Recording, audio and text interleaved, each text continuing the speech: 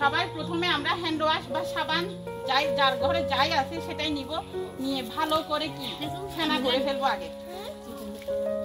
ভালো করে যখন আমাদের ফেনাটা হয়ে যাবে তখন আমরা এই যে হাতের উপরের সাইড যেটা সেটা পরিষ্কার করব।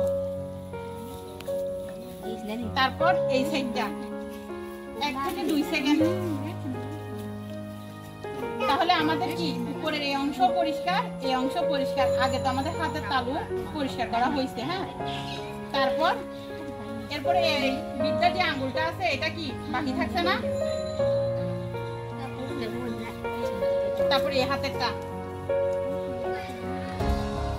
তারপরে এই যে এই 5 আঙ্গুলের কি উপরে এই অংশটুকু,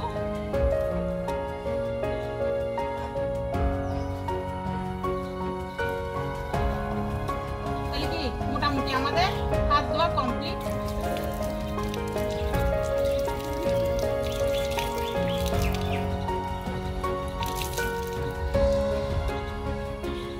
এরপর কি করতে হবে, বা পরিষ্কার একটা কাপড় রাখবো হাত ধোয়ার পরে যাতে হাতটা মুছতে পারি। তাহলে আমাকে দেখান, কে দেখাইতে পারবে?